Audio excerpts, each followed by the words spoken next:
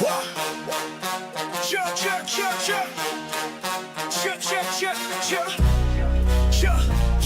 Vegas lights shine bright, bad boys sitting pretty. Michael, Steve, Rob running things in Sin City.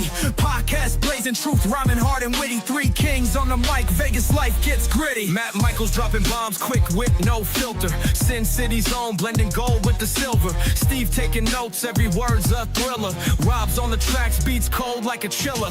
Bad boys a podcast, raw truth they broadcast. Speaking facts so fast, haters coming dead last. Las Vegas legends, three amigos top class. Mic in hand, setting fire, never outclassed.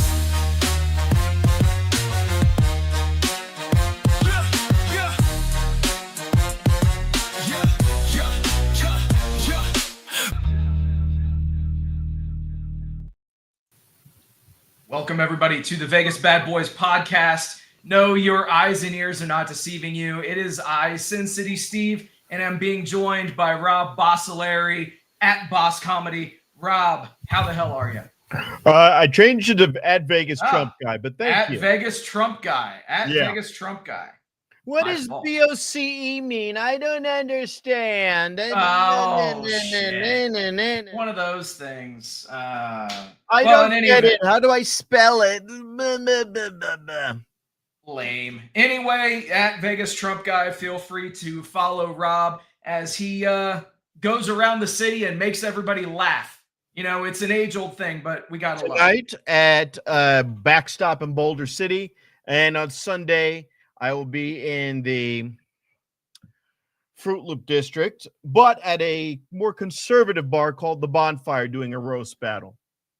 Right on. Awesome. Roast battles are always fun, man. But let's talk about the week that was in pro wrestling, because it was a fun week. All things considered, man, a lot of things happened. I thought so. There was a lot of for AEW. Well, and then there was a lot of newsworthy things that happened with WWE. So, without any further ado, let's talk about SmackDown. And obviously, we post these graphics on the show.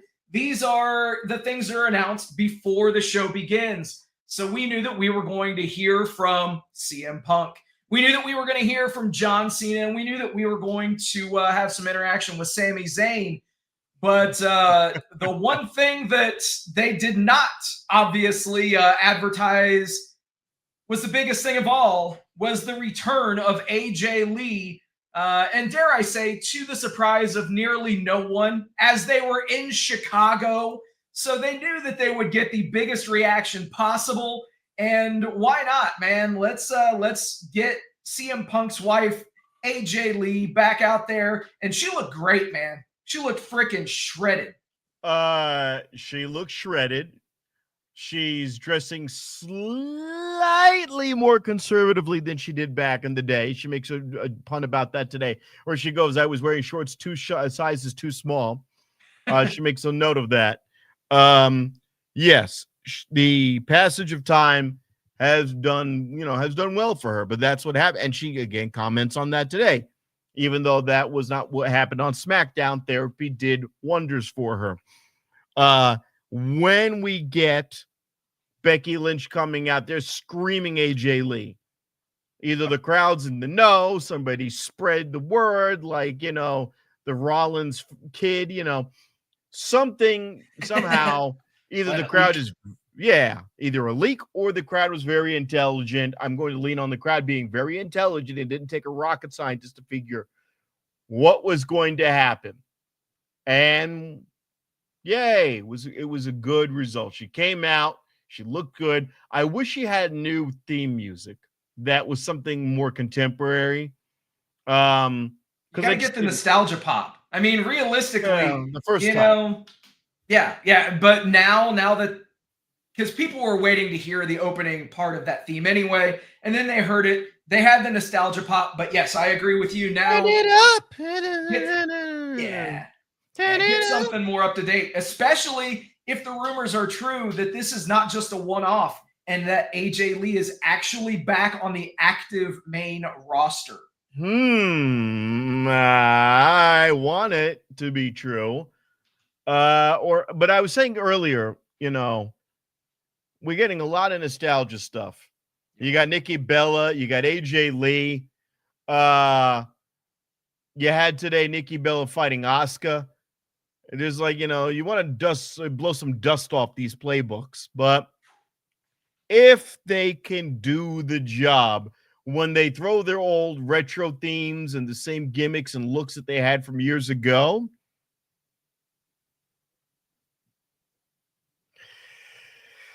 I want to like it.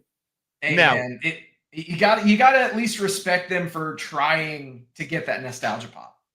Well, you have to have the nostalgia pop, but you have to also show that these people can grow beyond that character from 10 years ago. I want to know that, it would be like 10 years from now, Tony Storm comes out and you hear, and you're like, it's fucking 10 years later, you're still doing that? Jesus Christ. So that's my only criticism. Now, Matt Michaels will go, oh, Jesus Christ, Rob, what the fuck do you want? Do you want fucking Living Color to go make her own goddamn personal song? Would that be good enough for you? It wouldn't surprise me if they're already doing something similar.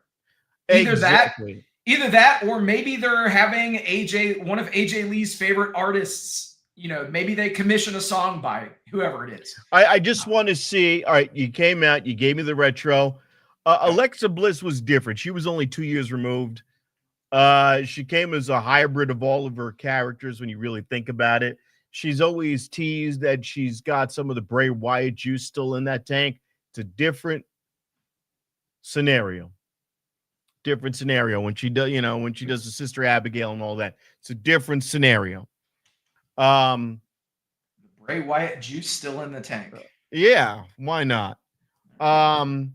They could always pull that trigger anytime they want in her case and go to the fun house.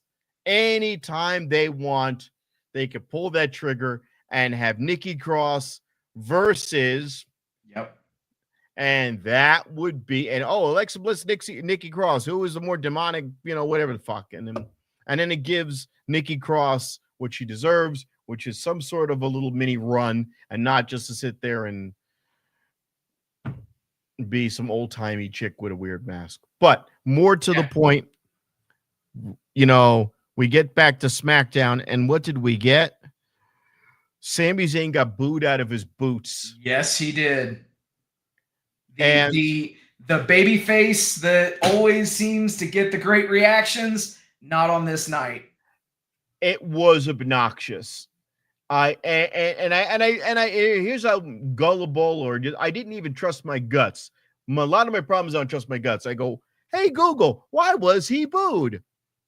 He was booed because he was trying to take John Cena's thunder. I'm like, oh, yeah, that's my first thought. When I saw, I'm like, oh, God. God, hey, look, I'm pre-diabetic. I'm sick of his syrup, okay? I'm really sick of the Sami Zayn syrup. I wish. Just give him a belt. You gave him a belt. Great. I want to be a fighting champion. Did you really have to trample on a Cena moment, the last Cena SmackDown moment fine. We get a match. Everyone's screaming Sammy sucks. They did not like him. And then Brock Lesnar comes out there to save Sami Zayn, which is what really that was all about. Of course, putting him, but it saved Sami's ass because who do we have who's even more annoying than Sami? Brock Lesnar. Who is a greater heel? Who is the heel? Brock Lesnar. It gave Sami a little pressure got off him. Yeah. I definitely hear you, man. I think if nothing else, the John Cena retirement tour is allowing for some pretty interesting moments. It was discussed that this is John Cena's final SmackDown appearance.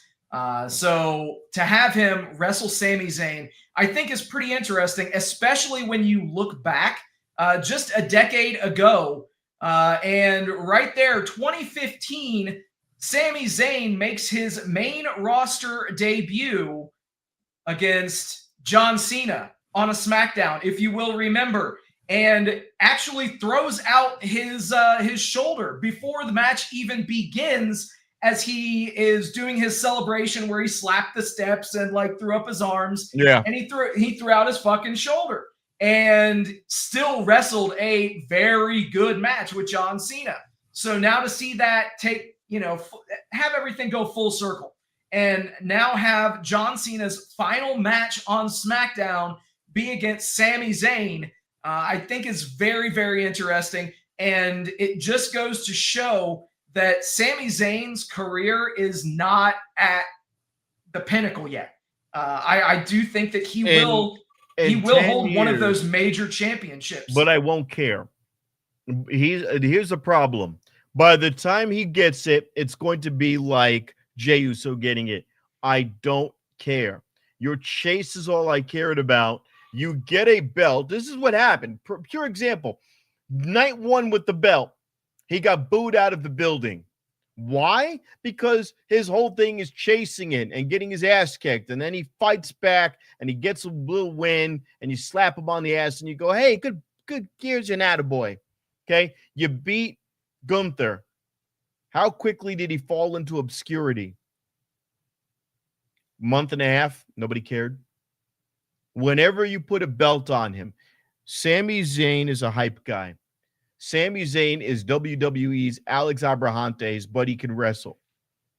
That's what he is. Wow. You put him with another group, it elevates Sami Zayn, and it elevates the other group. When you added him to the Bloodline, it elevated the Bloodline because he was funny.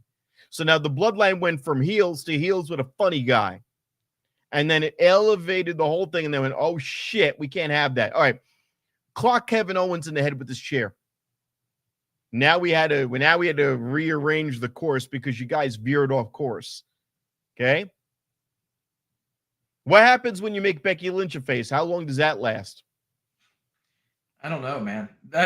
Speaking of Becky Lynch's face, I do have to show the genuine reaction that both of the power couple had to AJ Lee's music hitting. You see Becky and Seth obviously giving a look of puzzling bewilderment and just general what the fuckdom. You gotta love it. This is WWE treating us like we're toddlers. The entire crowd is screaming AJ Lee. She goes, how dare you speak someone else's name when I'm in the ring? And you go, wait a minute. Exactly. Why are you at all surprised? Now, if the look on her face is more disgust, oh, so they just chant for you and you come out like a lapdog? You just do what you're told? Have a reaction that's appropriate to the crowd around you. Read the fucking room. You were not. Why are you surprised when everybody knows what's happening? You've been setting this up. Act like we know what the IWC is. I'm the first to complain about, killing kayfabe. But when the entire room is like, AJ Lee, AJ, and then her music hits and she's like, oi, who is this now? And it's stupid. And then Seth Rollins jumps right off the cliff. What? Oh, God. And you're like, come on, guys. My problem with her is even for a heel, and I know they're doing this on purpose, she deliberately overacts like never before. Like Charlotte Flair's thing was, I'm cunty because I deserve this. I'm a Flair. I'm cunty. I deserve this because I'm the 12-time, 13-time champion. Open my ring ropes. Fine. Okay. That's not as bad as just slapstick. And Becky Lynch has gone to being slapstick. When they tried to make her a heel, when she got socked in the face by Nia Jax, she was being a cold bitch. That was the angle they went with, and they could not get the crowd to hate her.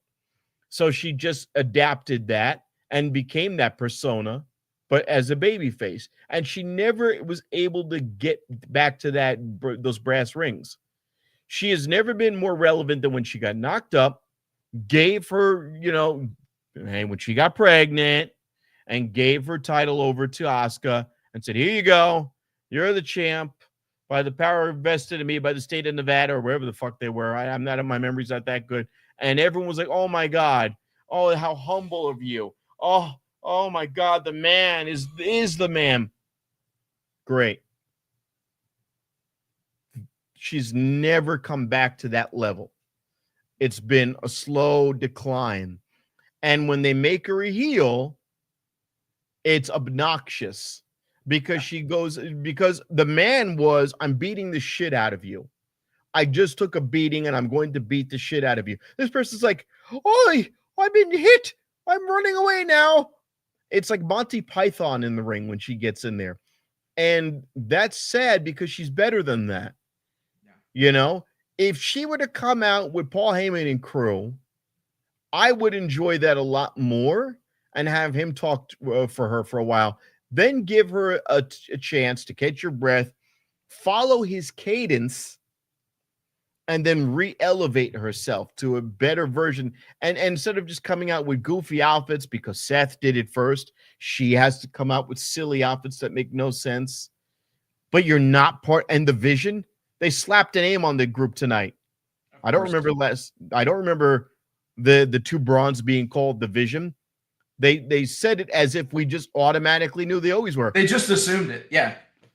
All right, so I got a problem with the Vision, buddy, and I know you do too. Whoa. The what? The Vision? Oh, because he's the it's just a non sequitur. Yeah. Exactly. Dude, it's things like that just make me laugh. Because here you have Seth Rollins, who is an amazing in-ring talent. Okay. You have Paul Heyman, who is amazing on the mic. God level. You've got two guys that are legit badasses in Braun, and it's not clicking for me. I don't know why, but it's just not working, and there's something missing, and I don't know what it is. Well, you hit the nail on the head. You have two guys who outshine the other two guys. Now, I don't like Braun Breaker in this group anymore because he's getting watered down. Yeah. He was cutting decent enough promos. When he says the dog is here, yard, and then he gets in the ring and beats the shit out of you. Here's my problem. Let's suspend belief, or maybe I can't, that Braun Breaker could snap Seth Rollins like a twig. So if that's the case, and he already had a belt going into this partnership that he lost recently before joining into this group, why would he need any of these people? He doesn't. He doesn't at all. So when Paul Heyman's not here, what do they say? We don't know what to do now. Wait, I'm going to hold you back. You hold me back. I want to hear Benny Hill music. It makes them look like goofballs. And now, which is the other Braun that we speak of who his name will change 1,000 different times? The Australian big Tubalard that his finisher is he falls on you. His finisher is he falls on you. What does he do up until that point? Not much. Not much. I mean, I don't know. Braun Breaker. I'm a fan of Bronson Reed. I think that he is extremely agile in the ring for being someone his size. No. Samoa Joe is. Bronson Reed is a butterball turkey that falls on you. They even, that's his gimmick. I'm going to fall on you. I'm the bloody tribal thief. Right, but you went right into hokey gimmick land. And now you're not even that because you don't have the shoes, but you're still wearing the fucking shirt. They're rudderless with this guy. They don't know what to do with him. Yeah. It's crazy. I don't know what they're missing, but they need to get it figured out. But let's go ahead and talk a little bit about Raw from tonight. Rob, you mentioned a few things already. So yeah, let's go ahead and pick up. What you think about? We talked about Braun. What do you think about the Usos reforming? And what's going on with them? They swerved us, and I don't know if I like it. I was going to save that for last. Can we go clockwise on this? Absolutely. All right, let's go from the two women on the bottom. I don't give two shits about Lyra Valkyria. I am sorry, you can wrestle somewhat. You're too good for NXT. You're not good enough for main roster. It sucks. You're in this black hole, and you're still prancing around with feathers. Whatever. You get your, you get your ass beat by Raquel Rodriguez. Another one I just don't care about. Without a belt, she has no purpose. She is a heavy, but because they don't use women like that in WWE since China, she is just there to be a cardboard cutout. Sorry. And, next week it's going to be Roxanne Perez is going to beat her. I don't care. You're trying to do your best to elevate Lyra Valkyria by putting lots of challenges in front of her, but she lost tonight. So who gives a shit about next week? Unless we see what I'm assuming is going to be Ding Dong is going to come save her and then screw her over. Yes. Fine. Whatever. Yep.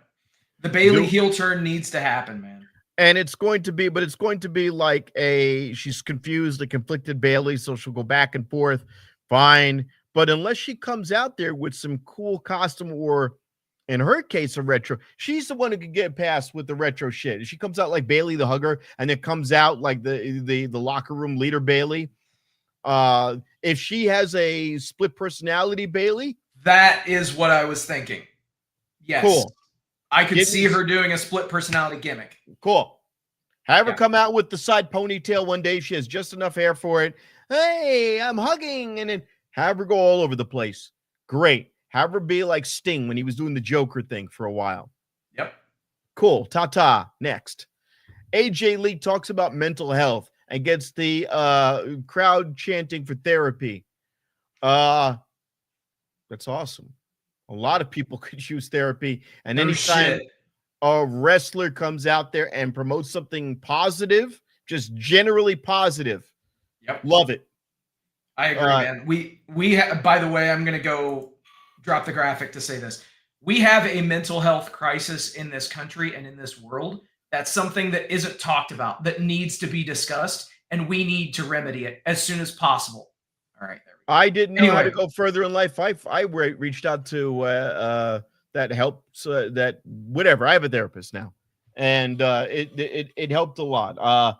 Going to work from the day to day, and I had to jump through 6 different locations a day for my job, and then try to do this and do comedy, and I was having anxiety attacks. Yeah. And I learned some things that helped, and life got a little bit more manageable. So we try to be better today than we were yesterday, and better tomorrow than we are today. She gave that energy, but she also came out with the women's Intercontinental belt. Now, I have one problem with this.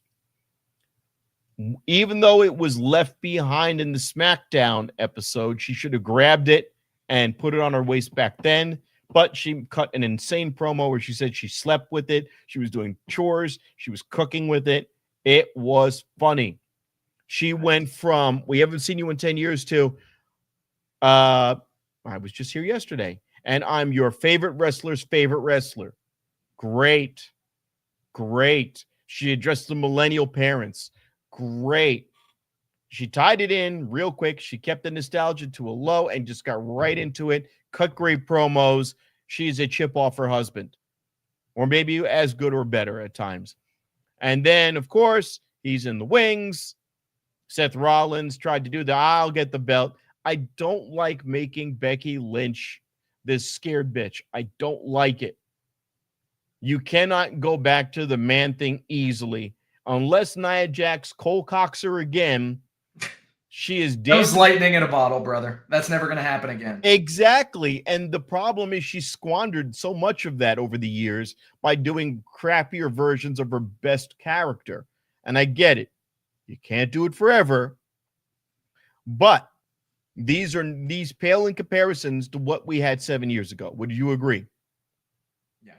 You cannot have her be afraid to run in the ring and take a punch to the face, especially since she took a black eye from Nia Jax. Wasn't even black. This wasn't a makeup eye. This was legit, and she ran with it. This person has got like Maybelline goth makeup on her right eye, and she's scared shitless to go in the ring.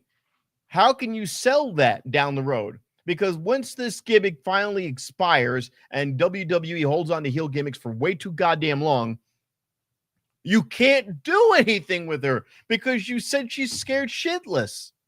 She needs to put herself in danger. She needs to take a massive punch, maybe for her husband. Maybe the two of them go long term, so long as the heels that they become faces again. I don't know. But they've got to do something. And by the way, we saw that tonight because we had Asuka fight. And Asuka fights Nikki Bella, and Asuka got chance. The crowd was divided between Asuka and Nikki Bella. So people are liking this whirling dervish, Tasmanian devil Asuka's kind of just a psycho bitch. They're liking it. Now what do? Is it a one-off for that town in Milwaukee? Because this has happened before. Dude, people want to cheer Asuka. People have always wanted to cheer Asuka. She's just one of those talents that people just and she still wrestles well. Yeah, absolutely. None of the spitting the green mist bullshit. She fights well in the ring. So what do? What do you do? And remember, the promo she cut online where she spoke in perfect English and said, I have lost so much over the years, and I do not want to lose my friendship with Io Sky. I'm like, oh, whoa. Why have the WWE guys running this thing? Which, by the way, they told us they wouldn't be, because we were told on Friday that it was going to be Michael Cole and Corey Graves for the foreseeable future. And immediately we get they're just playing musical chairs with the commentary and musical chairs with the talent. There is no Raw SmackDown. They're all over the place now. Well, so I'm actually going to get into that a little bit later. We're getting close to War Games. You got to. You guys laid the groundwork for War Games. Absolutely. And also, I mean, obviously some people misinterpreting people on commentary, saying certain things, and evidently it gets blown out of proportion. So anyway, all right. But yeah, let's talk. So AJ Styles, El Grande Americano, anything there? I heard Grande Americano has new music. Yes, and it's good. He's taken the character far better than Chad Gable could. Obviously, it's people from what's Chad Gable's group? Not Alpha Academy, but American Made. The second Grande Americanos, the shorter American Made brother, the Creed brother, has to be. You can see the boots. It's his boots. So it's the Creed brother.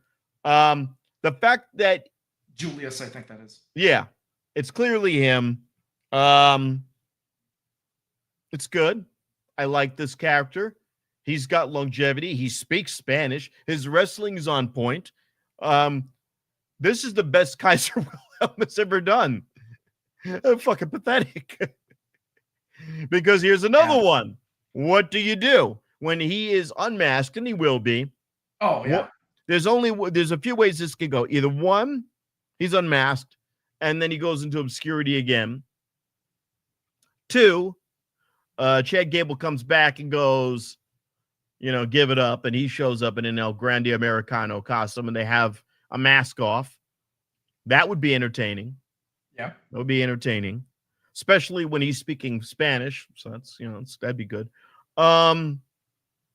Three, the actual luchadors pick them off one at a time and start making mask for mask things. So they're going to have like a Dragon League thing where they go, all right, we're going to put our mask on the line.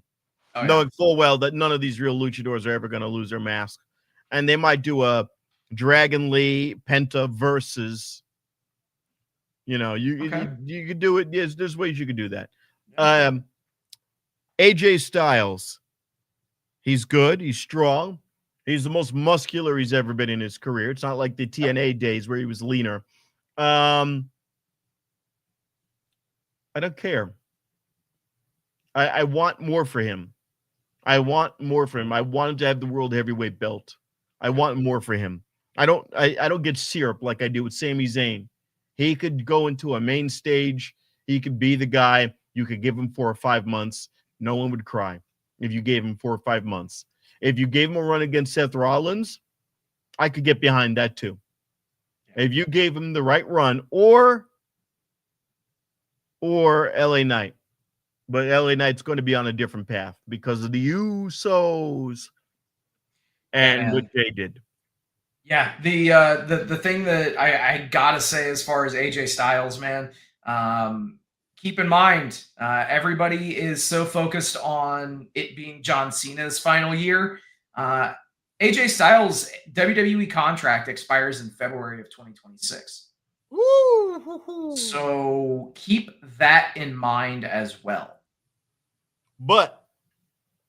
And he said that he doesn't want to sign another deal. So all right, now, if you're not going to do a farewell tour, and you are we are within what, 7 months, 6 months? Yep. He's got to be AEW bound. There would be there's nothing left. Yeah. He's done left. He's done virtually everything, outside of, being the Universal Champion, like whatever. Like, I want to see him. See again. Rob, but you want everything. Yeah, I do.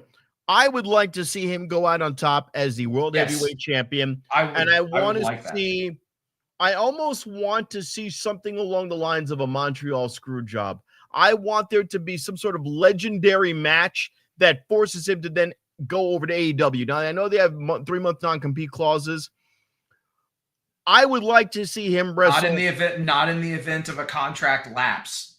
So if his contract expires February 1st, hypothetically, if his contract expires February 1st, February 2nd, he could be on AEW TV. That's why I would like to see a scenario by which the means by which he leaves is so controversial, so explosive, to send him over to AEW the next day. They won't do that. I know, but because that would just increase his stock right before. Right. So if nothing else, unfortunately, AJ Styles will fade away as opposed to burn out. And that sucks because I would like to see him have a match, have him lose it in a colossal fashion. I mean, think about it. And again, he's much lower on the totem pole. How did Ricochet leave in an ambulance? They wrote him off TV. Like, they basically killed him off TV. Right. For lack of a better description. I want it to be so dramatic with AJ Styles. Fuck it. And the reason why you want it that way is if you write it correctly, then not only do you put over AJ Styles, but you put over the guy who beats him and retires him. And then AJ could do whatever he wants, go over to the next company, and just show up. Just show up. Just show up on AEW. Make wrestling interesting again. Wrestling was interesting when the two sides had to engage each other. What made the Monday Night Wars good is when they said, hey, Mick Foley's about to lose. I don't remember what the line was. Where he goes, hey, it's about to lose. It's all pre-recorded. Yeah. And then they flipped. Hey, you can flip the channel. We'll wait. That'll put some butts in the seats. Right. I want, and Sami Zayn said it once. Oh, what are you going to do? Watch AEW? He said that once on a SmackDown promo. And the place went, oh. When they got fired and they went to Kurt Angle for a job, Kurt Angle said to Kevin Owens and Sami Zayn, hey, you can go get a job at TNA. I hear they're hiring. Yep. That's what I want. Now Matt's going to go, hey, this is TKO. They're not going to do this. They're not do that, brother. But he could try and leave on top. Now, is there enough time between now and February with the way the stories are going? No. Bro, they won't give him a run. They won't. They won't give him a run. They won't. And that means he's going to fade out. I don't want to see him fight Omos. I don't want to see him duel L.A. Drake. Yeah, you're going to have him fight now. It's September. October, November, December, January. You got 5 months to do something with him. Yeah. 5 months to do something with him and not make him the old man. Exactly.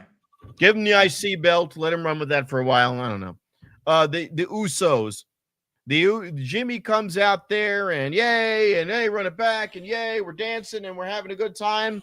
And they get running. Oh, it's a run-in. Hey, it's running from the Vision. Oh, the Vision. That's a Vision. We've had this Vision problem forever. Wait a minute. Now, I'm not the sharpest knife in the drawer, and sometimes I just don't pay attention. Sometimes I just go, I'm a spot whore. Oh, was there a spot? I'm playing a video game on this screen. Hold on, people. Fourth wall. I got lots of screens and shit going on. There it is. Perfect. I got screens. Okay? I'm a spot whore. I am playing a video game while I am watching this program, and I'm going, all right. I don't remember anyone calling them the Vision. Did I miss something? When did this happen? No, man, they just assumed. And the way they spoke, we've had a problem with the Vision now for some weeks. And I'm like, whoa, Stone Cold Steve Rock. I didn't know that they were called that. It makes no sense. Paul Heyman didn't go, ladies and gentlemen, this is the Vision. Never said that. And they have no chemistry, those two. So, okay. LA Knight goes, I'm going to fight Bronson Reed on my own. I don't want any help. We are not good, Jimmy. Jay, get him in line. Jay honors his request, waits until the last minute after he loses to make the save so he doesn't get his head kicked in, saves him. Jimmy gets his ass kicked. Jay, who said I was leaving, comes to save his brother. Everyone's happy in the ring. And LA Knight gets speared out of his boots by Jey Uso. Now, there was one promo that cut in the middle where Jay goes, I'm tired of doing this. I'm tired of doing that. I'm tired of losing. I want my goddamn belt back. Hey, man, you're starting to sound like Roman. Now, here's my problem with that. When you go back and forth and back and forth and back and forth and back and forth, what are you saying Roman is now? Is Roman a heel? Are you saying Roman's a heel? What are you saying? What are you saying? What are we to do with all of this? You've got a logjam storyline wise. You don't have a logjam of people. AEW's got that problem. We'll get to that. WWE is creating a problem where they don't know what their characters are anymore. They've become so interchangeable from one week to the next. What is Jade Cargill? On SmackDown now, Jade Cargill is the heel? Is she? She doesn't cut really great promos. So she's just like, bitch, oh, I'm going to rearrange that face. Bitch, yeah, It's like fucking EVE from the Rough Riders. Yeah, yeah, That's what we got from Jade Cargill. Going up against an even less charismatic now. I don't even remember her name. Who is the champion in SmackDown Women? It's taking you a second. Yeah, Blonde Barbie. Tiffany Stratton. Exactly. Yeah. It's Tiffy time.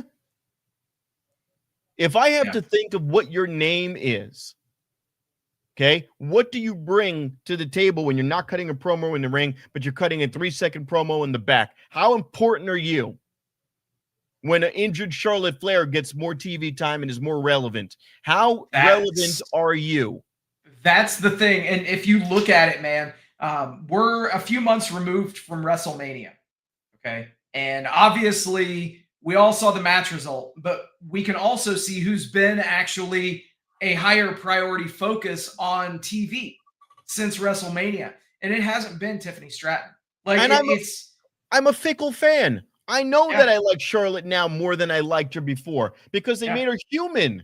They found a way to make her fucking human and relatable. And the problem is if you don't do anything for your champions, man. So now you have Tiffany Stratton, and that belt is rotting on the vine. That belt is rotting on, and you're treating that belt with the same emphasis that you're treating the U.S. Women's Champion. You're giving it the same level of importance. And even then with Julia, she has Kiana James. Yeah. Now, why is it that Julia's name sticks out of my head, but Tiffany Stratton's doesn't? Why? Because Julia's out there fighting matches. Julia's got a rep in the ring for her. She's got a ring valet. Julia is relevant. Fighting Michin. Is Michin ever going to get a belt? No.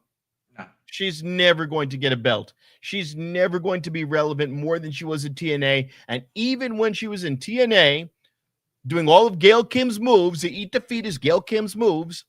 Gail Kim groomed her. She, when she was Jade in TNA, she was Jade in TNA because it's just we'll give her generically Asian names. It's her whole career. She's generic Asian chick. Is she capable in the ring? Yeah. Does she have charisma? Meh. Meh.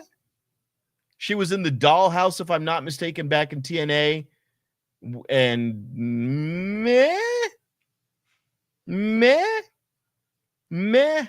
That's her career. Meh. And if you see her on social media, when she's on social media, she posts a video where she's just dancing in place. And every time she does a little kick, her costume changes. She's lame. Her husband is lame. Bask in my glory. Where are you now, buddy? Dyeing your beard? I mean, good God, dude. You're mid. You're not even mid, because mid would mean you had a belt. You know, so it's unfortunate. We always complained about the AEW women's locker room. But what about the WWE's locker room? 90% of it is revolving around nostalgia, and the new people don't matter. Right.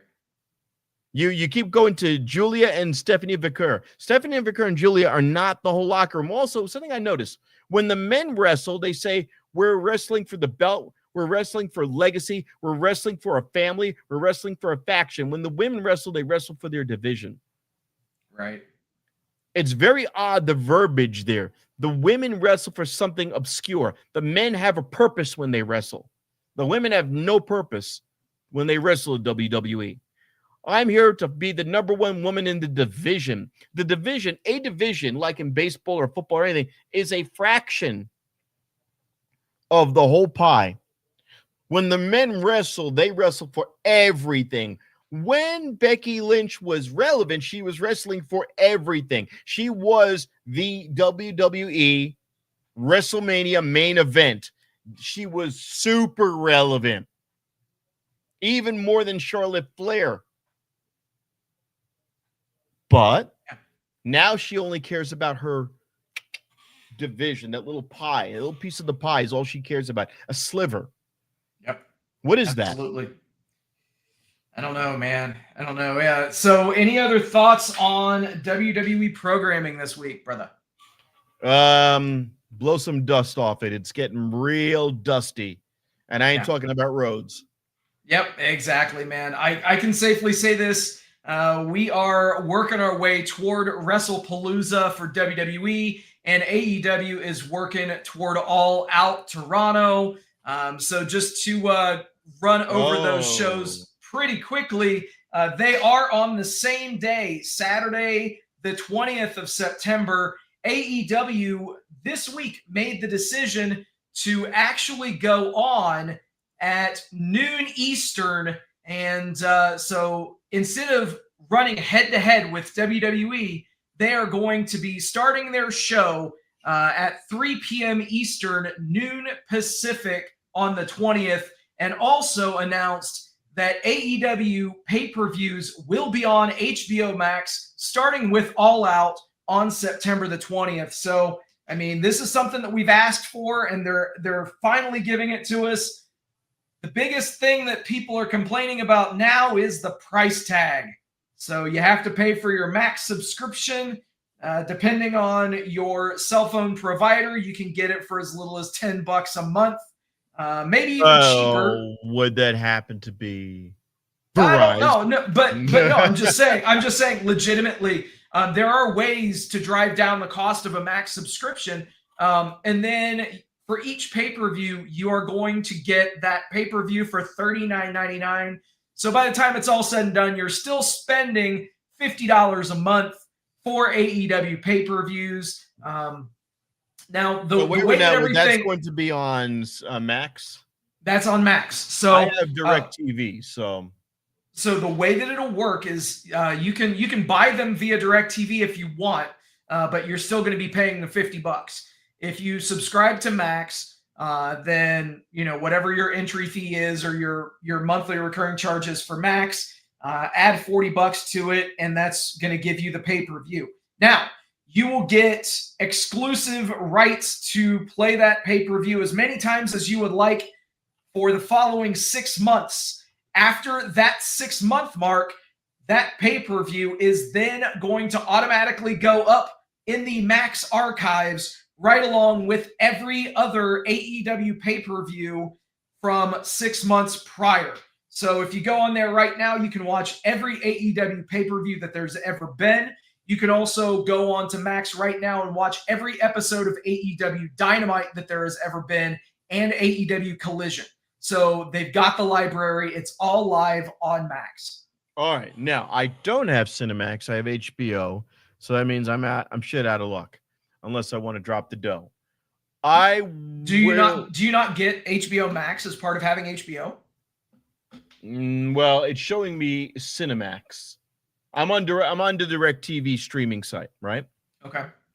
And if you put in AEW All Out, you get nothing. If you put in Max, you don't get anything. You get HBO Max. Oh yeah. No programs are available right now for this network. Okay. Yeah, we can definitely talk about it offline. But yeah. Ultimately, it's a huge win in my view that they're doing this on Max, regardless of the pricing. Being able to have the library of pay-per-views on there for general consumption is nothing but a win. So let's dive in. Let's talk about the week that was in AEW. Windsor! On Dynamite, we did have Alex Windsor coming up just short, losing to Mercedes Moné in her TBS Championship match. The thing is, I could have seen them going with some sort of a fluky title change here. They love Alex Windsor, and rightly so. She's good in the ring. At this point, man, let's be real. Who's going to take that TBS title off of Mercedes Moné? Here's the thing. When you leave it on a heel for too long and the babyface gets it, nobody cares. Right. It's like that line from the Joker. I'm a dog chasing a truck. I wouldn't know what to do with it once I got it. That's what happens with a live. Look at Hangman Adam Page. Yeah. Was it as much as him winning or as much as Moxley losing? It was definitely the latter. I think that we all would agree, or most of us would agree with that. People have pointed out the changes to the Hangman character and the evolution of it, leading up to this championship.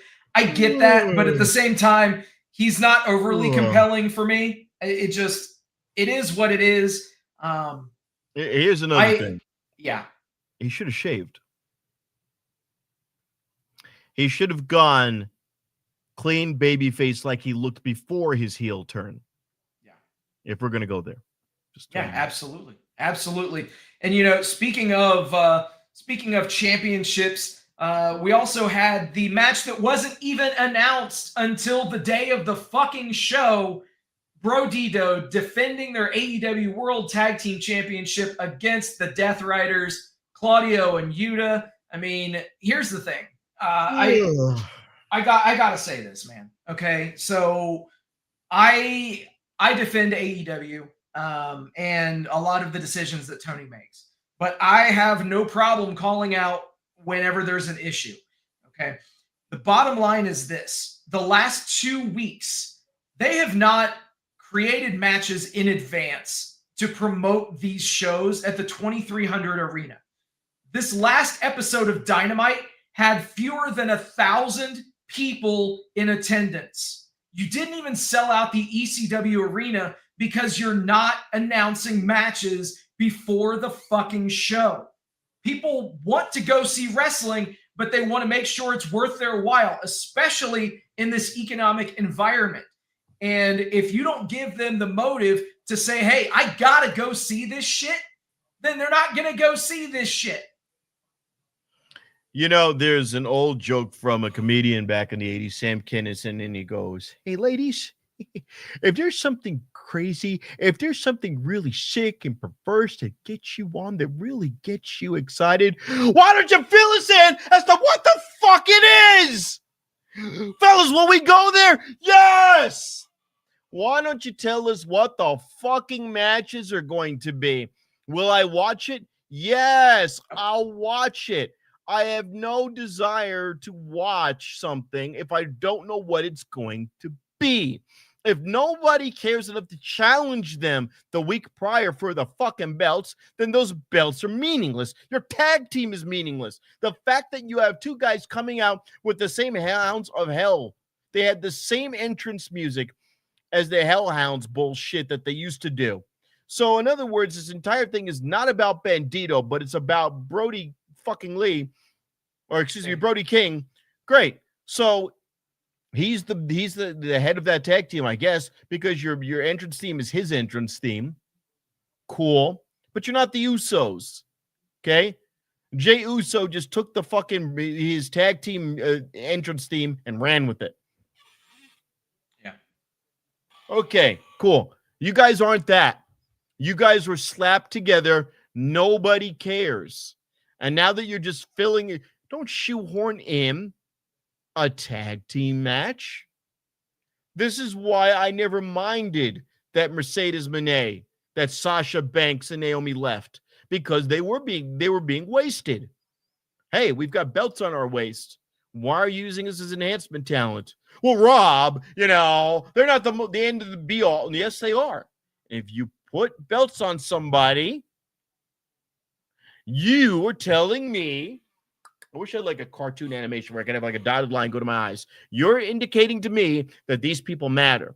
You chose them out of a fucking slurry of tag teams that were established, no less. You chose this slap together tag team. Jet Speed. Are they entertaining? Yes. Are they decent on the mic? Actually, yes. Mike Bailey, as much as I make fun of him, Mike Bailey is actually kind of quirky and decent on the mic. That whole 90s fucking Power Rangers energy he's got going with the mullet would have been entertaining enough by comparison of okay, great, you're meat. You're a big meaty wrestler. Great. But you can't wrestle all that well. Not so well. You're going to let Bandito do the work and you're going to be big and imposing. Okay, so what? And now they don't even announce your matches? You're 1 week into being a fucking tag team champion and you're already on the back burner? They didn't do that for the Hurt Syndicate. Hurt Syndicate was treated with top shelf respect. Promo after promo after promo after promo after promo. You motherfuckers are fucking TNA level now. Because that's what you look like you came from. You look like you came from Impact Wrestling. I don't even want to say TNA Wrestling. You look like you were on the fucking Pursuit Network. Destination America. Oh man, speaking of Jet Speed, they were involved in the main event All-Star 8-man tag, which was an absolute fucking banger. Also joining Jet Speed, you had Kenny Omega and the AEW World Champion Hangman Adam Page taking on the Don Callis family members, Kyle Fletcher and Josh Alexander and Matt and Nick Jackson. Oh man, this thing was fire. This was a spot fucking fest, to say the very least. But I was here for it. They're in the ECW arena. No better place than to have a spot fest than the ECW arena, the 2300 arena. But yeah, man, awesome stuff in that main. Okay. Bitch And moment. Josh Alexander picked up the fucking win. Josh Alexander looks like a small fish or a big fish in a bigger ocean, whatever he left as being one of the top guys. Yep.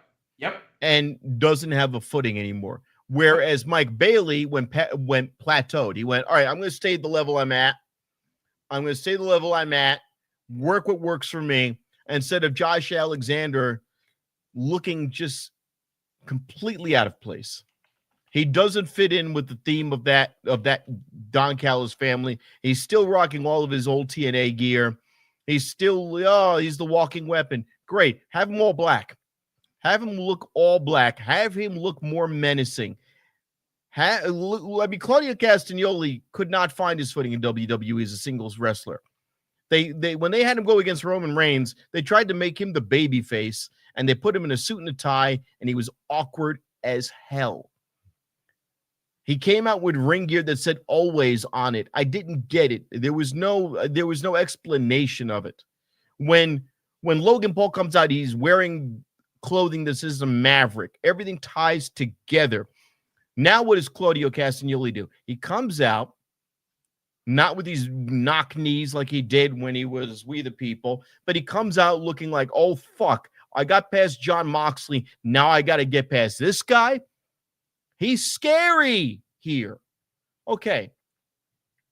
You've got 2 guys in the Don Callis family, which is 8 guys, and the Young Bucks. What's wrong with this picture? What are you doing with these other Don Callis family members that are sitting there with their thumbs up their asses every week? Yes, if you put the Young Bucks in a match, it's going to be savage. But the Elite at any given time could be 4 people, and it would be a tight, cohesive unit, and you could still do that. Yeah. You gave me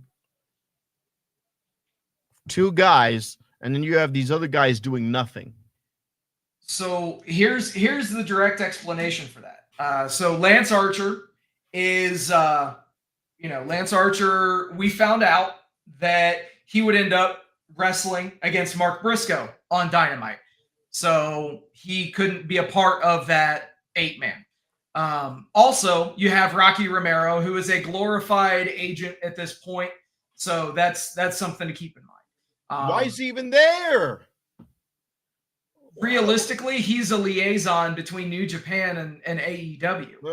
So he works for both companies. He works for both companies. And, so and he's got his Roppongi Vice tag team partner with him.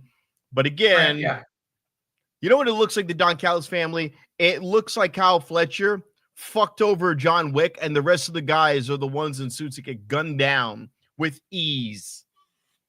That's what it looks like, the Don Callis family. You got 2 guys, one who can bounce at any time in the Rainmaker.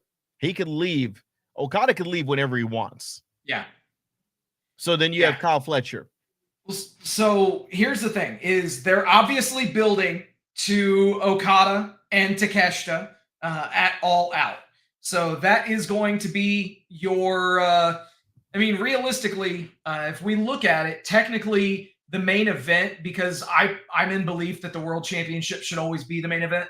And kind of skipping ahead to Collision, we found out that it would end up being Hangman Adam Page against, and I don't like this match, Kyle Fletcher for the AEW World Championship at All Out. I'm not a fan of that match. And I have to say that right out the gate. But your other main event that they could choose to close the show with, because Tony Khan mentioned when this championship was created that it would be able to main event shows. I could see them closing All Out Toronto with Kazuchika Okada versus Konosuke Takeshita, and it wouldn't surprise me if Takeshita gets the win there and takes that championship off of Okada. Right, and then you have Takeshita leave the Don Callis family. So that's him taken care of. Now, do you want me to put this graphic up now, or do you want to talk about it here in just a minute? But there's some news that came out about another member in the DCF today. Play it. Wardlow is feared to have suffered a torn pectoral muscle right as he came back from injury that kept him out for a fucking year. This guy can't catch a break, man. So he is back on the shelf, on the injured list again.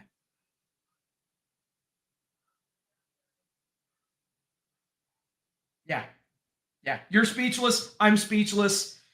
What do you do? Nothing. Anyway, Anyway, pivoting, the last thing to button up Dynamite, we did have the match announcement, the challenge, and the acceptance. We're going to have Christian Cage and Adam Copeland versus FTR. This has been something that's been in the works for quite a while. And it definitely works. They're filling up the All Out card. I mentioned Okada Takeshita. And then, that match, that match could be the main as well. Just given their ties to Toronto and the star power in that match. They could choose to have that match go on last. Here's the thing. What if Christian does a double heel turn? I don't want to see that, man. Not at this stage. Where he fucks over Cope and fucks over Cope and helps FTR win. Okay, I can't do that, man. Like, all right, I can't get behind that. Yeah. Then you can make a new tag team name for them. Cope and Cage. Edge and Christian. Oh yeah, on all the promotional stuff, Tony Schiavone, they're already calling them CNC. So they're doing something similar. They're doing something similar, but they're just using the first initials. So it's going to be CNC. I feel like we're ordering food with the IWC. Yeah, exactly. I would like them to do something with their hair. Get rid of the scraggly gray beards if they can, and as long as there's no neck waddle. I want these guys to look somewhat younger. You can put out any ring attire you want. You can talk however you want. But sometimes I would like, and it's not a nostalgia thing as much as I want them to not look old. Right. I want them to come out with energy. I don't want them wearing sunglasses and doing the dance and they reek of awesomeness, but I want them to be somewhere in between, because all this gritty bullshit going on, it's annoying after a while. You're all gritty. You're all everything in wrestling. It's not just AEW. It's everywhere. Everyone's just gritty and I'm angry. I'm Rusev and I'm angry. There was some things that went against that though on Collision. Did you happen to see clone? Oh, we've got a clone of hologram. No, man. We got a new trio that was announced. Oh. And yes, it's anything but gritty. Yeah. The Outrunners. Oh yes, and Dalton Castle. Yes. Oh, we're gonna break some hearts, bro. They need the trios titles. Seriously, that's who needs to beat the Ops. Dalton Castle and the Outrunners. That's what you need to do. That's what you need to do. Dalton Castle coming out to Radio Gaga, which is basically his theme music, is Queen's Radio Gaga, just the instrumental. He is every week. You know what they are? They are the male versions of Tony Storm, of Timeless Tony Storm, and that's good. Yeah, that's really fucking good. This big clusterfuck of women up top. Yep. Harley Cameron. Yep. Whatever that woman. Tony Storm. Yep. Mina Shirakawa. Mid. Oh. She's flat.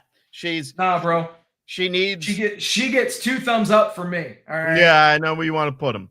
Our Long Island girl, Chris Statlander. No. I'm sorry. Her and then she's acting manic. She doesn't know what to do. They're trying to. Do you think she needs a gimmick change? Do you think Chris Statlander needs a gimmick change, a little bit of a personality change?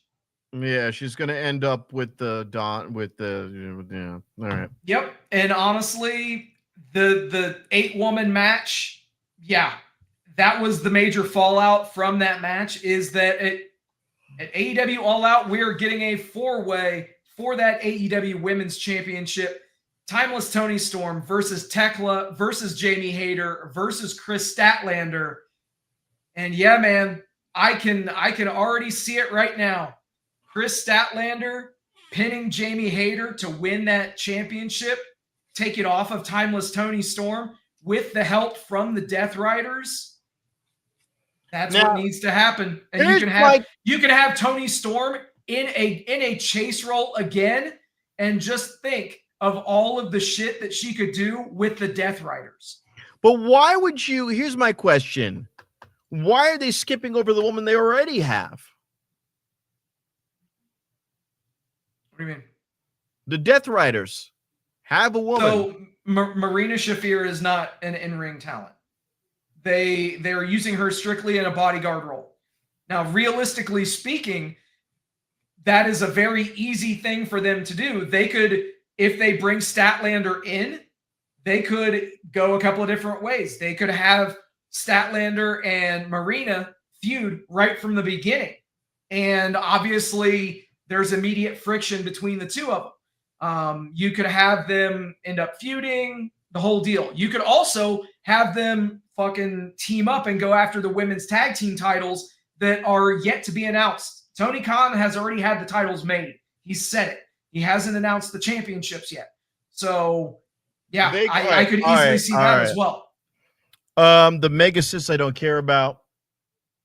She's boring. She's like fucking. She's spinning her wheels. She's Team Taya Valkyrie from when Taya Valkyrie was good. And by the way, where is Taya Valkyrie and Deonna Purrazzo? Those two. Ring of Honor. Thank you for being a friend. They just, yeah, exactly. Sad. You've got your Hot Topic tag team, and then you have Tekla, who I just whatever. I don't fear her. I just don't have any opinion of her whatsoever. Jon Moxley versus Daniel Garcia. Hang on, what was that? Jon Moxley and Danny Garcia. Yeah. They're teasing that Daniel Garcia is going to join the Death Riders as well. After the match, he pushed Daddy Magic away and said that he's been spinning his wheels for 5 years. I did watch this. Yeah. Yeah, and I like it, man. I hope they choose to follow through with it, because Daniel Garcia has been the victim of start-stop pushes like no one else outside of maybe Wardlow on the entire AEW roster. Again, and here's my thing. Ring attire matters too. When he was over for a while, they had him out these cool-looking pants and the cool boots, and now he looks like just any garden variety. He looks like a garden variety wrestler right out of camp. That's the way they've shown him. The dance, he doesn't even do it. Whatever. I don't know what to do, because the problem is Wheeler Yuta is not a bad wrestler. No, he's actually good, but he gets a reaction, bro. People hate him. But all right. What else we got? Do you think it's go away heat for Yuta? Yeah. Oh fuck. Or do you think people just like to hate him? No, it's go away heat, because he's just so fucking obnoxious on the mic. So as you see him, you're just like, oh Jesus, I don't even give a shit. I don't care about your promos. You're right. I don't care how many times they slap you around. I don't care how long your hair gets or how big your beard gets. Nothing you do matters to me. You do not matter to me, Wheeler Yuta. Sorry, not sorry. Solid match, though, between the two of them, though. Yeah. Solid fucking match. Adam Priest, Tommy Billington. Jobbers. Next. That was a solid match, though. I got to say, like, yes, the FTR gave too much because those guys are job guys, but yeah, it was too good. Yeah, and again, anytime you add Stokely Hathaway to the mix, you lower your value. Your value goes into the gutter. Briscoe, Takeshita. Briscoe is now the whipping boy. He's no longer Ring of Honor, whatever. He does deserve to be on the main roster. But yeah, they're doing them dirty as of late. Dude, I hate to say it, but when this match was announced, I was wondering how they would book themselves out of this corner, because you just have Takeshita win the G1, and also clearly, as we saw from this match, being set up to go against Okada for that unified championship. So how are they going to get around this? So you have the disqualification finish. I mean, it accomplishes what it needed to do. I hate when they rely on that shit, though. Could you not? His mannerisms, his appearance, his look. Could you not make him a heel and throw him on the Death Riders? Who? Mark Briscoe? Yeah. No, dude. People want to cheer that guy. They just natively want to cheer him.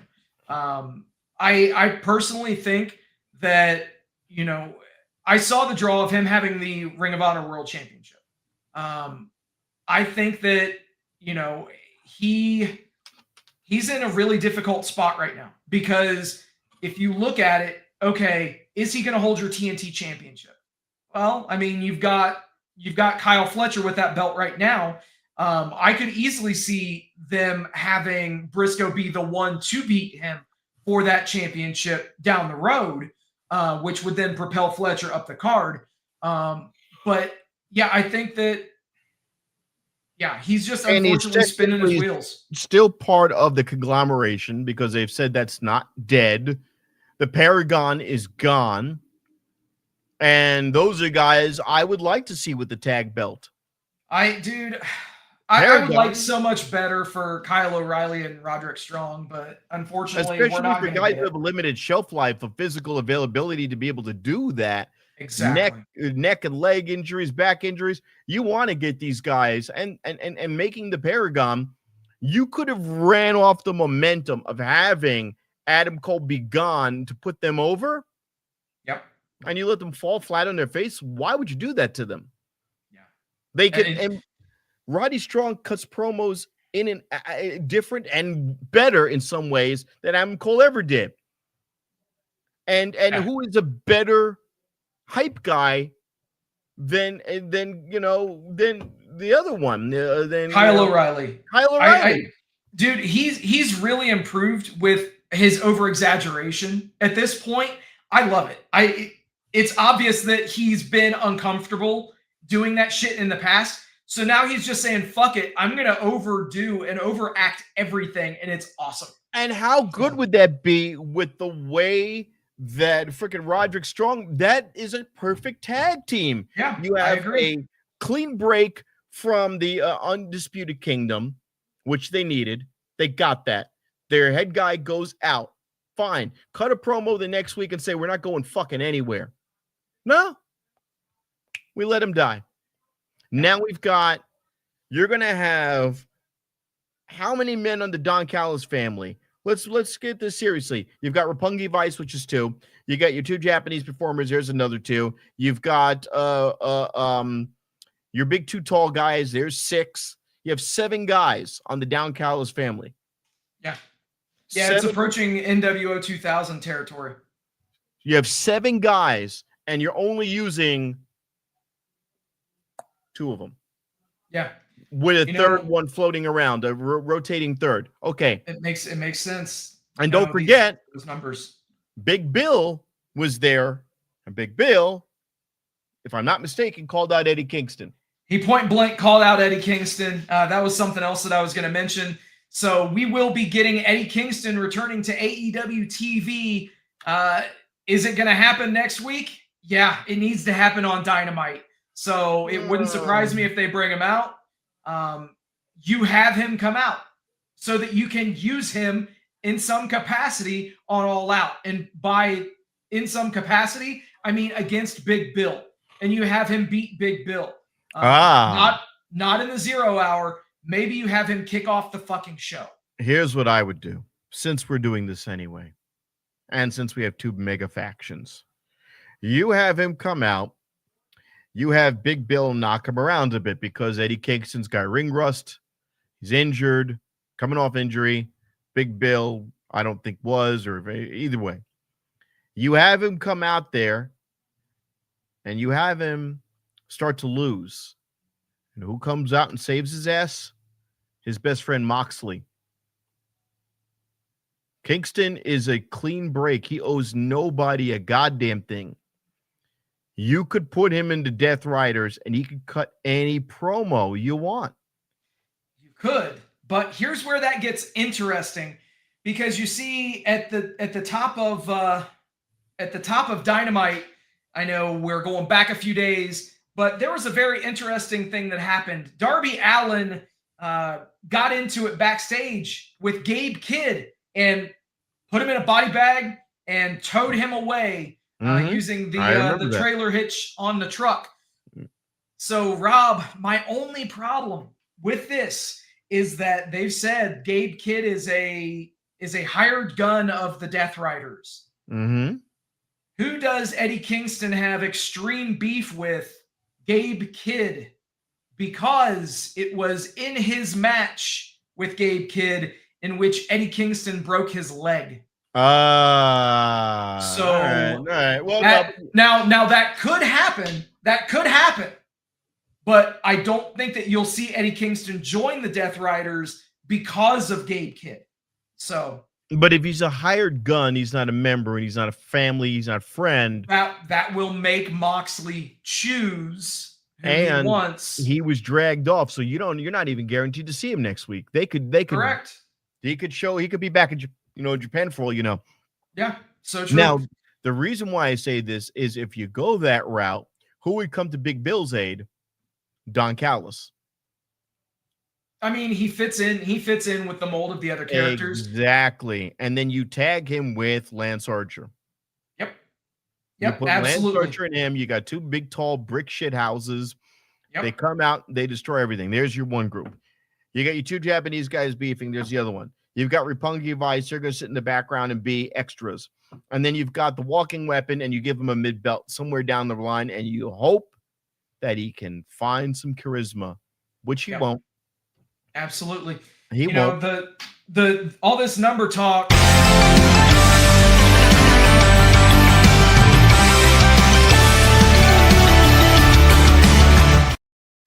All right. So the over-under this week, obviously, this is the go-home week for All Out. And actually, I'm a liar. We got 2 weeks to build, so it's even better. As of right now, All Out Toronto, we've got the four-way match that I mentioned. We also saw the return of Riho for her yearly 1-month stint in the company as she's going to come back, wrestle Mercedes, lose, and then go back to Japan as she does every year. You've got CNC versus FTR, Jon Moxley versus Darby Allin in a coffin match, MJF versus Mark Briscoe with a stipulation to be chosen by Briscoe, and then a trios match, Bobby Lashley, Shelton Benjamin, and MVP against Ricochet, Bishop Khan, and Toa Leona. I think in the over-under this week, we will see, as of right now, there are 6 matches announced. We all know Tony Khan never puts on a show with less than 10, so we are going to get 4 match announcements this week. It's going to happen because we got to have at least 10 matches going on this week in AEW. And, speaking of AEW, an AEW adjacent property, got to give a shout out to Athena, who has officially passed 1,000 days in her women's title reign. She is the longest running champion in Ring of Honor history, be it men or women. So shout outs to her on that.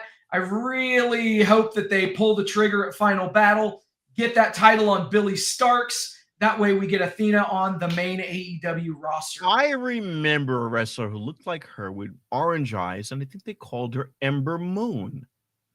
I don't know this Athena you speak of. Oh, yeah. Wait, she showed up last week or so. Couple times. Yeah. Sadly. Yeah.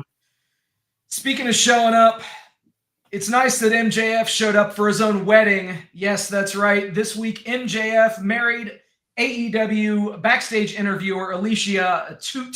And MJF, that kind of explains his absence from TV a bit. And right there, smack dab in the center, you see Tony Khan in the middle of that image. And Danny Garcia. And Daniel Garcia. Gotta love kayfabe. It's wonderful. Yep.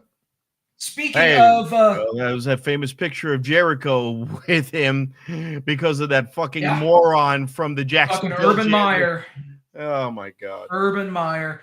You know, you mentioned El Clone earlier, and yes, we are getting the hologram clone storyline. Who will be playing the role of Clone, but his perpetual feud mate, if you will, Arez. So obviously, Aramis is the identity of hologram. Arez was his biggest feud in CMLL, and Arez is going to continue to feud with Aramis, this time in AEW. Hopefully they give him some other name other than El Clone, but it's interesting that Arez had a WWE offer to go to work for their AAA promotion and chose to turn it down. But you know, this all this lucha libre and all this stuff, I gotta find out, man. I wonder if somebody's got something to say about lucha.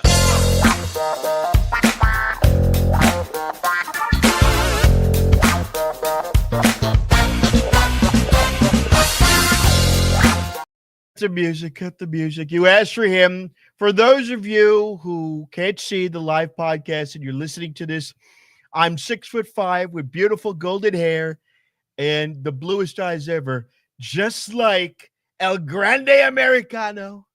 We love El Grande Americano. Right from the Gulf of America. One of the best luchadors of all time. And they tell me he even speaks Mexican very well. And you've got these other people. They've got the lizard guy, and they've got the dragon guy with the Chinese name. He's Dragon Lee. I guess he's Chinese. And then you've got Dominic Mysterio. They tell me he's a good luchador. You got a lot of people. And then you have AEW, and they have a hologram and the Clone. Okay, we speak English here. The Clone. Okay, the Clone Wars. Okay, remember when they had Sin Cara and Mystico, and they were the Clone Wars. It's the Clone Wars. Okay, you know, this is one of my greatest fears. You know, people in the left, they allowed this to happen. Joe Biden allowed this to happen. They're cloning Mexicans. They're bringing rapists. They're bringing drugs, and some of them were good people, but now they're cloning Mexicans. So you have El Clone. And we've got to get these people out of their CMLL, CMLLA, MNOP, whatever the fuck their names are. Get them out of here. We've got to get the clone army, the Mexican clone army. And to be perfectly honest, Tony Khan looks like he's from Iran, and we're looking into that. Can we look into that? Is he an Iranian? All right, guys. You're not gonna play fuzzy slippers, are you? Hey, you know what? Or leather cowboy boots. Or the show's not over yet, but a couple things just really quick as we start to head.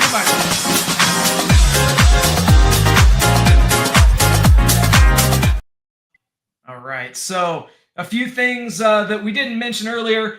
So TKO extended their exclusive partnership with the T-Mobile Arena here in Las Vegas. And they signed a new deal up through 2030.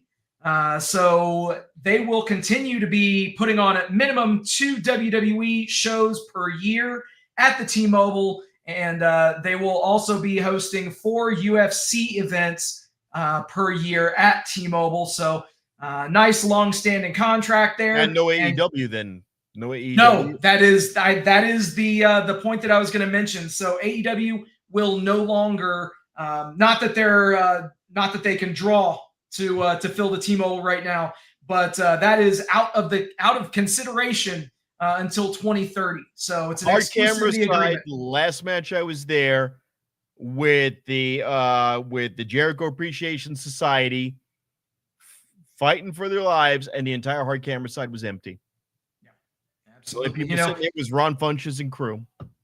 It's sad, man. Speaking of the fight world, this was announced this week, and I know it's kind of on the periphery of everything that we do, but Floyd Mayweather and Mike Tyson will be fighting in 2026. So yeah, that should be interesting there. It's going to be an exhibition.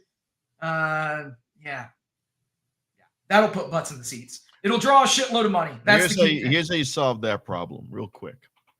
Mayweather goes into the pigeon coop and starts strangling out the pigeons. Then you'll get Mr. Butterfly, peekaboo technique, I should say. Tyson beats the shit out of him. Yeah. And then Tyson goes over to the money team's strip club on Industrial and goes old school pimp style. Yep. Getting some extension cords and starts whipping the women. And then he comes out there and beats the shit out of him.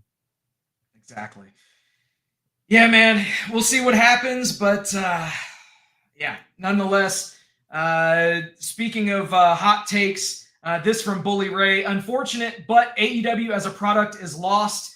There's certainly some bright spots, talent, but as a company lacks definitive direction. It is what it is. A company owned and operated by a fan with lots of money. TK, great guy, good heart, not a booker, and the boys know it. Oh, Jesus.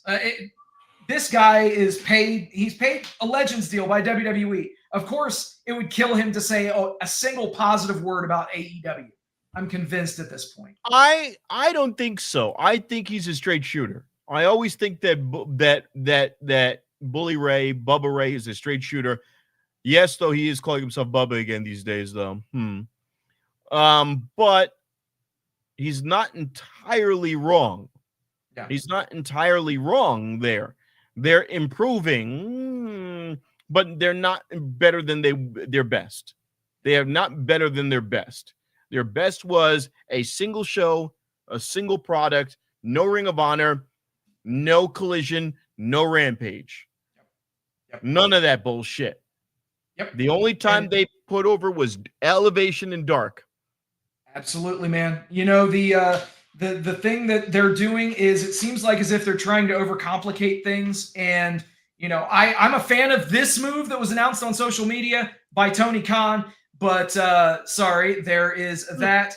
Gotta love the right thing being posted in there. Anyway, it was announced this week by Tony that Bryan Danielson will actually be at the AEW commentary booth every week going forward on AEW Dynamite. So are we going to have a 4-man booth, or is this Shivani's cue to exit finally? All right. There's 3 people I always thought was too much. WWE did it first. It was a clusterfuck. They got rid of it. It was good to get rid of it. You need 2 people, and they have to have chemistry. Yep. Now, when you throw in Jim Ross, you don't know what you're going to get. He's a grab bag. It takes 90 miles for him to respond. It takes 90 minutes for him to respond to something in the ring. A spot happens. Oh, wow, bro. Shivani's just as bad. Shivani is, at best, should be out there with Renee Paquette. He's dry. She's emotive. They're a great combo. I never cared about the other people they've had. Arkady, whatever the fuck her name is, or any of these people. I think maybe she was just the ring announcer, but I don't care. I can't remember the other name of the woman and the other guy, the Mexican guy. They're terrible. Just get it. Shivani is good at being the dry guy. You want Shivani in the ring once in a while to just get the mic. You want him to be awkward. That's what he's good at. Yeah. He's not a color guy. He's never going to be. He does not know the moves, barely, and his response time is slow. Ross gets in once in a while out of nostalgia.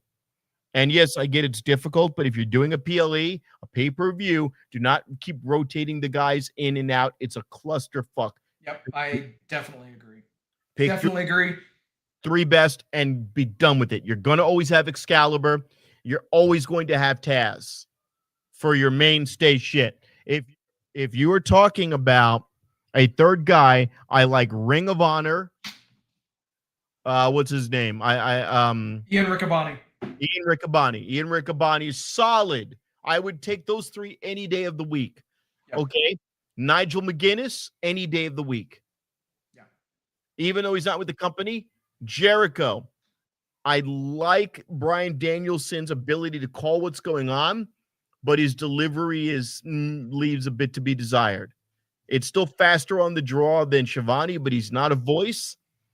He's not my favorite guy. I don't care for him in this role. I like him doing the interviews like he used to do, not on show. He should be a behind-scenes guy, show up once in a while, do a match, once or twice a year show up. Yep. That would be understood. Yeah, I completely agree, man. The time has come for Schiavone to step aside, and the time has virtually come for us to step aside as well. So before we do that, final thoughts, Rob. Final thoughts for The Storm is Coming. Jade, every time I see The Storm coming, I come. And we still want you. I hope you do well. I hope you beat Tiffany Stratton. And if you do, I'll be out there. I'll be sitting there right next to your daughter. No perv shit, just because you'll go right to your daughter, and I'll be waiting there. And I'm not a Karen. If she wants a baseball or a shirt or a ring, I'll buy her whatever. I've got some folding money. I still like you. I still want you. Your husband, we'll make him a cuck. It's okay. Jesus. We'll cuck him out real fast. Hey Rob, I know that you got a show tonight. What else you doing? How can people follow you? You can find me at Vegas Trump Guy. It also has links to my Cameo, which would be BOCE Comedy. I will be performing hopefully in a half an hour. I'm going to be running behind at Backstop in Boulder City. Take the 11 going towards Arizona. Also on Sunday, I will be doing a roast at Bonfire. I'll be posting that shit up in a day or two when it gets a little closer. Awesome. All right, guys. Just want to say thank you to everybody for hanging out with us tonight. Thank you for liking, sharing, subscribing, doing all the stuff that you guys do. We appreciate each and every one of you. Also, very special thank you to all the brave men and women that serve this country, whether you're doing it on lands foreign or domestic. Thank you for doing what you do so that we can do what we love to do. And last but not least, repsports.com, reppsports.com. PP. Go there for all your pre-workout, weight loss, and general energy needs. reppsports.com. Use promo code Vegas at checkout. Save yourself 10%. All right, man. It's time to get out of here. But on the way out... Did any of you have a great time tonight? Yeah! With that, everybody, thank you for hanging out. We'll do it all again next week. Till then, happy wrestling. Rolling up the strip under neon lights. Podcast mic is glowing in the desert nights. Matt Michaels leading with the swagger tights. Sin City Steve right by your side. Alright. Rob Larry dropping truths, no fear. Broadcasting stories, make it loud and clear. From the Fremont edges to the Bellagio sphere. These bad boys rule, let me make that clear. Vegas bad boys, tearing up the scene. To Matt Michaels and the Vegas Boys of Podcasting, this is John Cena saying thank you so much.